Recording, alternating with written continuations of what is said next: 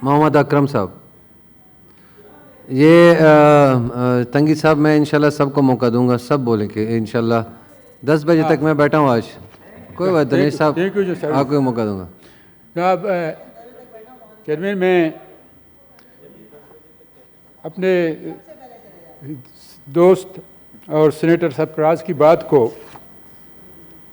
और उमर फारूक और सीनेटर सरफराज की बात को आगे बढ़ाते हुए और गुजारिशात को गुजारिश करना चाहता हूं और ये जसारत भी करता हूं कि पूरा बलूचिस्तान सैलाब से मुतासर है। कोई भी ऐसे डिस्ट्रिक्ट नहीं जहां सैलाब से लोग मुतासर नहीं हैं और आने वाले वक्त में भी बारिशों की पेशिनगोई की गई है। तो पूरी ज़रूरत तो यह है कि लोगों को राशन, अद्वियात, टेंट और जो रास्ते हैं उन रास्तों को भी बनाना चाहिए ताकि लोग मज़ीद जो है नुकसानात से बचें और जिनको नुकसानात हो गए हैं जनाब चेयरमैन, उनकी अजाला हो और उनको मुआवजा दिया जाए। और जो मुख्तलिफ डिस्ट्रिक्ट्स में जो स्मॉल डैम्स बनाए गए, जो टूट गए, उनकी भी इंक्वायरी हो क्योंकि वहाँ के जो करप्शन और मटेरियल जो इस्तेमाल किया गया शायद नाकिस होने की वजह से वो टूट गए और जिसमें लोगों को नुकसान उठाना पड़ा। एक और मसला मैं गोशगुजार करना चाहता हूँ इंसानी, अच्छा में वो ये है कि हमारे साहली इलाकों के मछेरे, आपकी तवज्जो चाहता हूँ और सहवान के भी, हमारे साहली इलाकों के ये जो मछेरे हैं वो शिकार के लिए वो जो समंदर में चले जाते हैं कि भटक जाते हैं कभी कभार और अपने हदूद से क्रॉस कर जाते हैं। क्रॉस करने की वजह से दूसरे मुमालिक के जब हदूद में पहुंच जाते हैं तो उनकी गिरफ्तारियां होती हैं और ये ख़ुसूसन हमारे हिंदुस्तान, यमन, ईरान के मुमालिक में जो पकड़े जाते हैं तो उनका कोई पुरसान आल नहीं होता। मुझे बहुत से फैमिली ने मुझसे राबिता किया जो हमारे बलूचिस्तान से ताल्लुक़ रखते हैं, उन्होंने कहा हम कई सालों से ईरान, यमन और दूसरे मुमालिक में बंद हैं और 2-2 साल, 3-3 साल ना हमारे एम्बेसडर हमारी हाल पुरसी होती है, ना हमारी तरफ से कोई वहाँ कोई अदालती कार्रवाई होती है। जो हम सालों से वो जेल में बंद हैं, उनके बाहर जो ममालिक हैं ख़ुसूसन यमन है, ईरान है, हिंदुस्तान जैसे ममालिक में बंद हैं। तो हालांकि इनको जो जुर्म होती है उसकी सज़ा भी होती है। उस सज़ा कोई 6 महीने भी हो सकता है, साल भी हो सकता है। ये नहीं कि कोई उनका पूछने वाला नहीं। यहाँ जो फैमिलीज़ हैं उनके वो बहुत परेशान हैं कि हमारी फैमिली वहाँ हम तो हमारी पहुँच नहीं है, हमारी अदालती वहाँ नहीं लिखती, हमारे एम्बेसडर्स वहाँ खामोश हैं। हालांकि वक्तन पर वक्तन ये एक अप्रिशिएट मैं करता हूँ हमारे साबिक प्राइम मिनिस्टर को, बहुत से अपनी जगह मसाइल, लेकिन सऊदिया में बहुत से लोग बंद थे। इमरान खान ने एक कोशिश की जो बहुत से लोगों को उन्होंने वहाँ से उनको रहाई मिली उनकी कोशिशों से, जो मुख्तलिफ केसों में, मुख्तलिफ मामलात में वो भुगत रहे थे वगैरह वगैरह। लेकिन ऐसी सूरत हाल में मैं गुजारिश करता हूँ जो हमारे वजारत वज़ीर कानून से मैंने कुछ डॉक्यूमेंट्स भी दिए थे अपने शहादत आवान को कि भाई इस सिलसिले में ये फैमिली ने मुझे ये डॉक्यूमेंट पहुँचाए हैं, ये बंद हैं बाहर के ममालिक में। आप भी कोशिश करिए अपनी तवज्जो से, अपने ज़राए से। मैं चाहता हूँ अगर इसको इस कमेटी में आप भेज दें कि बाहर भी जो गिरफ्तारियाँ होती हैं वो बंद हैं, उनकी कोई पुरसान हाल हो, उसको कोई पूछा जाए, ये इंसाफ और उनकी वजारत कानून के ज़रिए कोई अप्रोच हो ताकि उनकी रहाई अमल में आई जाए और फैमिली उसमें। अच्छा, दूसरी बात बलूचिस्तान के हवाले है, जो हमारे भाई ने बताया कि बलूचिस्तान के हवाले पूरी एक दिन मुकर्रर होनी चाहिए कि बड़े संगीन मसाइल हैं बलूचिस्तान के। बड़े सैलाब के साथ साथ एक इंसर्जेंसी है, इंसर्जेंसी की वजह से बहुत से वाक़यात वहाँ रूनमा हो रहे हैं। अब तक ये मिसिंग जो पर्सन है, मिसिंग पर्सन का मसला हल होने वाला नहीं है। कुछ की राय होती है और इससे ज़्यादा गिरफ्तारियाँ भी होती हैं।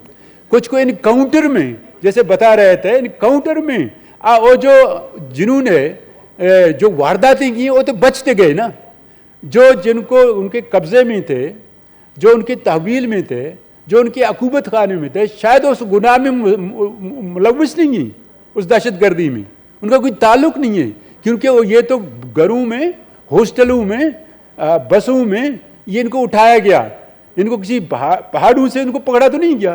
कहने का मकसद ये है सर, मसला यह है कि मेजर चेयरमैन, जो भी अगर पकड़ा जाए उनको अदालत में अगर पेश हों, अगर उनकी जो है वो FIR हो तो पता चल जाता है कि ये बाहर गया या इस दहशतगर्द है या नहीं है। ताकि इसलिए हम कहते हैं कि जो भी पकड़ा जाता है उनको अदालत में पेश करके पूरी सूरत उसकी FIR हो, तब तक पता चलेगा कि ये मुलव्वस है या नहीं है। इस तरह तो हम बहुत से फैमिलीज कहते हैं कि ये तो हमने इनके FIR भी किया है, हमने इसको अब जो ये जो इनके मारे गए ज़ियारत में ख़ुसूसन जो वाक़या हुआ हमारे जो उसके, वो कहते हैं कि ये तो मिसिंग थे, ये तो मिसिंग थे, हमने अदालत में हमारी मौजूदगी में उठाए गए। ये कहने का मकसद है कि बलूचिस्तान के गंभीर मसाइल हैं। तो आपका CPEC भी वहीं से ताल्लुक़ है, आपका फोर्ट का भी CPEC से कोई अलग चीज़ नहीं है। अब कहने का मकसद है कि ये बलूचिस्तान डेवलपमेंट, अब तरक्की और डेवलपमेंट के लिए अमन चाहिए, जंग नहीं।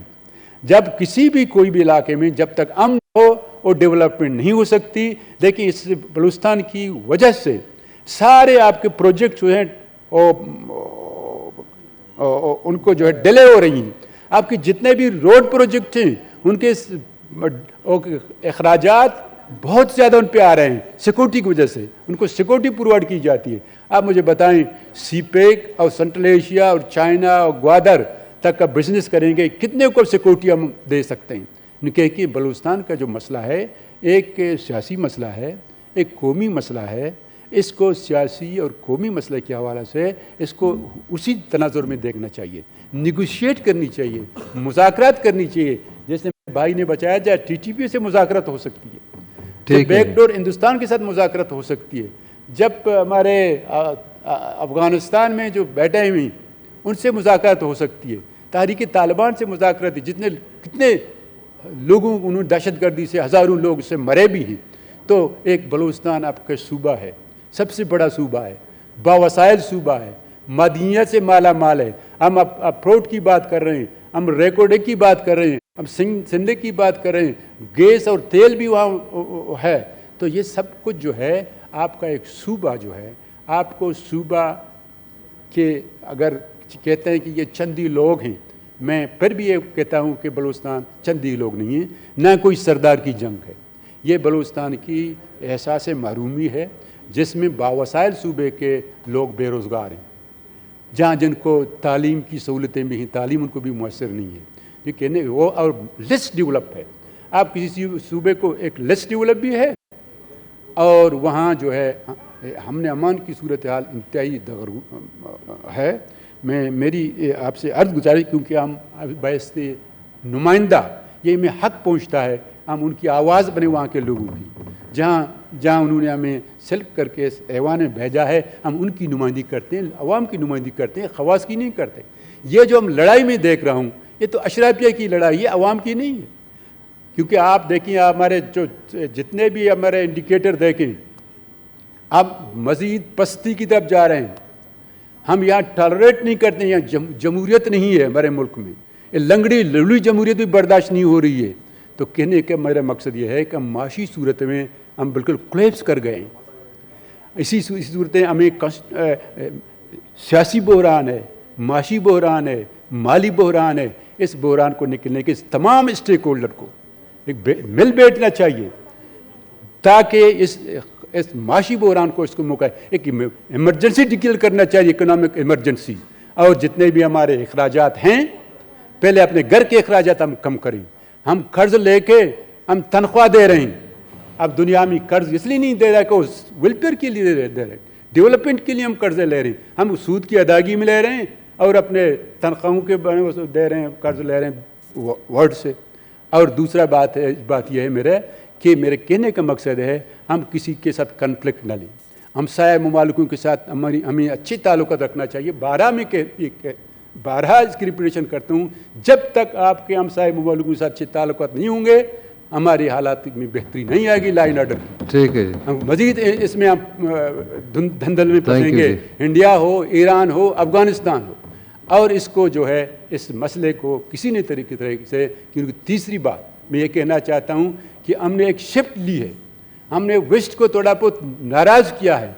अब ये भी एक कन्फ्लिक्ट है, हम सिर्फ चाइना की तरफ देखते हैं, ये एक शिफ्ट है, स्ट्रेटेजिक एक शिफ्ट है, इसलिए हम इसके एफोर्ट नहीं कर सकते, क्योंकि ये ऐसे हमें किसी के साथ, अपने हमसायों के साथ, वर्ल्ड के साथ बल्कि अच्छे ताल्लुकात रखना चाहिए, चाहे वेस्ट हो या चाइना हो या हमारे हमसाए जितने भी ममालिक हैं उनके साथ। जब तक हम अच्छे ताल्लुकात नहीं रखेंगे तो हमारी ना माशी बहरान से हम निकल सकते हैं, ना यहाँ सियासी क्राइसिस से हम निकल सकते हैं, ना यहाँ जो इंटरनल जो एक क्राइसिस है, हम एक कॉन्फ्लिक्ट, एक है एक्सटर्नल, एक है इंटरनल। हम इस वक्त अपने इंटर कॉन्फ्लिक्ट्स इतने हमारे ज़्यादा हैं आपस में, कौमों के दरमियान, सियासत में। हम तो मैं कहता हूँ कि हमें क्राइसिस से निकलने का लिए पाकिस्तान के जितने भी पॉलिटिकल पार्टीज़ में, बारह कहता हूँ, जितने इस्टेब्लिशमेंट है, जितने भी स्टेक होल्डर हैं इस मुल्क के इस मुल्क की बका और सलामती के सोचते हैं, इसकी प्रॉस्पेरिटी के लिए सोचते हैं, उनको मिल बैठना चाहिए, वगरना हम इकनॉमिकली कोलैप्स कर जाएंगे। ये मसाइल का हल यही है, मिल बैठे तमाम मसाइल का हल थैंक यू चाहिए। शुक्रिया।